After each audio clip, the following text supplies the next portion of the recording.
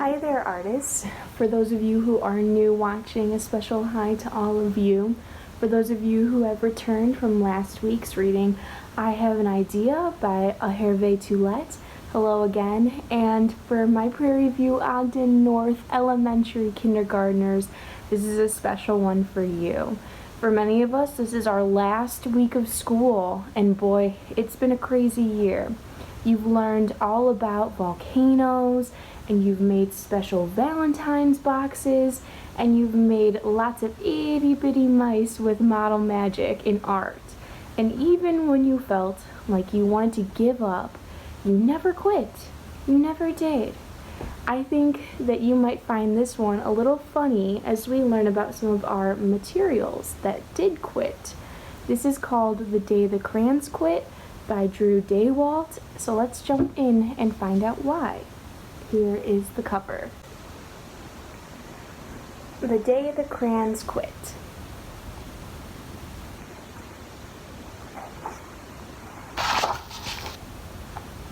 One day in class, Duncan went to take out his crayons and found a stack of letters with his name on them.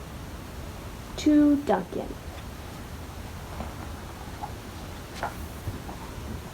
Hey Duncan, it's me, Red Crayon. We need to talk. You make me work harder than any of your other crayons. All year long, I wear myself out coloring fire engines, apples, strawberries, and everything else that's red. I even work on holidays.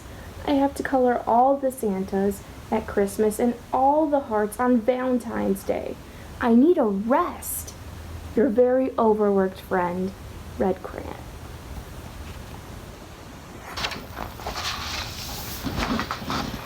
Dear Duncan, alright, listen. I love that I'm your favorite crayon for grapes, dragons, and wizard hats, but it makes me crazy that so much of my gorgeous color goes outside the lines. If you don't start coloring inside the lines soon, I'm gonna completely lose it. Your very neat friend, Mr. Purple Crayon.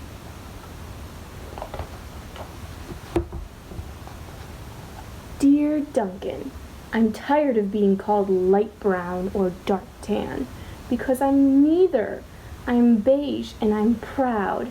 I also tired of being second place to Mr. Brown Crayon. It's not fair that Brown gets all the bears, ponies, and puppies, while the only thing I get are turkey dinners, if I'm lucky, and wheat. And let's be honest, when was the last time you saw a kid get excited about coloring wheat? Your beige friend, Beige Crayon.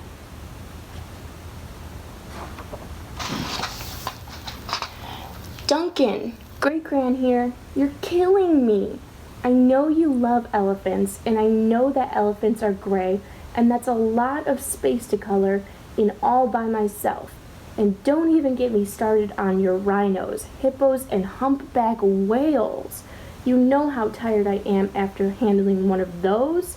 Such big animals. Baby penguins are gray, you know. So are very tiny rocks, pebbles. How about one of those once in a while to give me a break? Your very tired friend, Gray Crayon.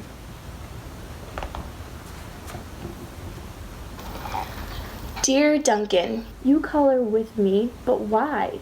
Most of the times I'm the same color as the page you are using me on, white. If I didn't have a black outline, you wouldn't even know I was there. I'm not even in the rainbow. I'm only used to color snow or to fill an empty space between other things, and it leaves me feeling, well, empty. We need to talk. Your empty friend, White Crayon.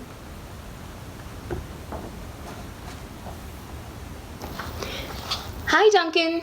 I hate being used to draw the outline of things that are colored in by other colors, all of which think they're brighter than me. It's not fair when you use me to draw a nice beach ball and then fill in the colors of the ball with all the other crayons. How about a black beach ball sometime? Is that too much to ask? Your friend, Black Crayon. Dear Duncan, as Green Crayon, I am writing for 2 reasons. One, to say that I like my work loads of crocodiles, trees, dinosaurs, and frogs. I have no problem, and I wish to congratulate you on a very successful coloring things green career so far. The second reason I write is for my friends, Yellow Crayon and Orange Crayon, who are no longer speaking to each other. Both crayons feel they should be the color of the sun. Please settle this soon, because they're driving the rest of us crazy. Your happy friend, Green Crayon.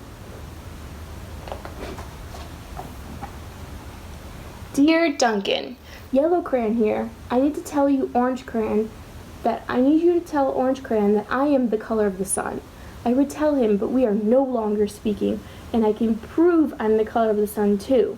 Last Tuesday, you used me to color in the sun on your Happy Farm coloring book. In case you've forgotten, it's on page 1.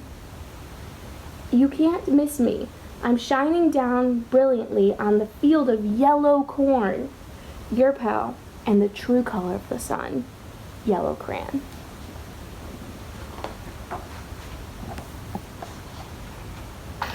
Dear Duncan, I see Yellow Crayon already talked to you, the big whiner. Anyway, could you please tell Mr. Tattletale that he is not the color of the sun? I would, but we are no longer speaking. We both know that I am clearly the color of the sun because on Thursday you used me to color the sun on both the Monkey Island and the Meet the Zookeeper pages in your Day at the Zoo coloring book.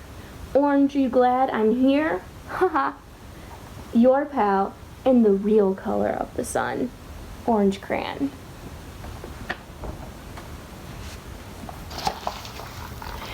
Dear Duncan, it has been great being your favorite color this past year, and the year before that. I have really enjoyed all those oceans, lakes, rivers, raindrops, rain clouds, and clear skies. But the bad news is that I'm so short and stubby, I can't even see over the railing in the crayon box. I need a break. Your very stubby friend, Blue Crayon.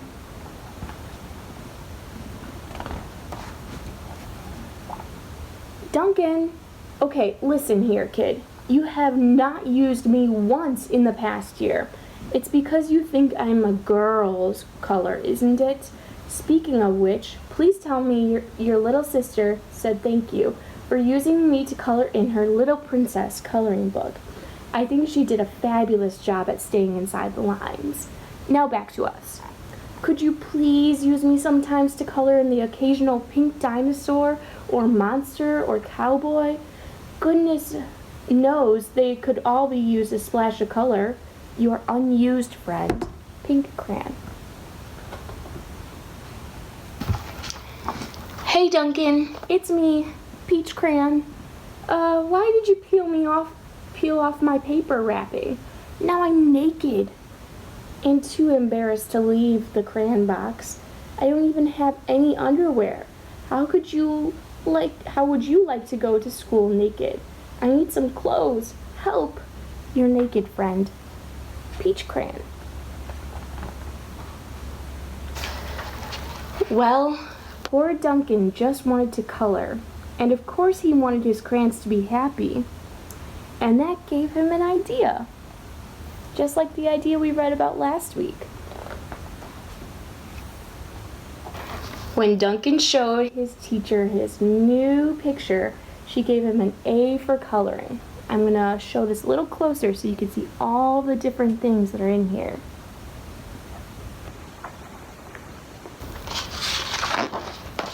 And an A+ for creativity.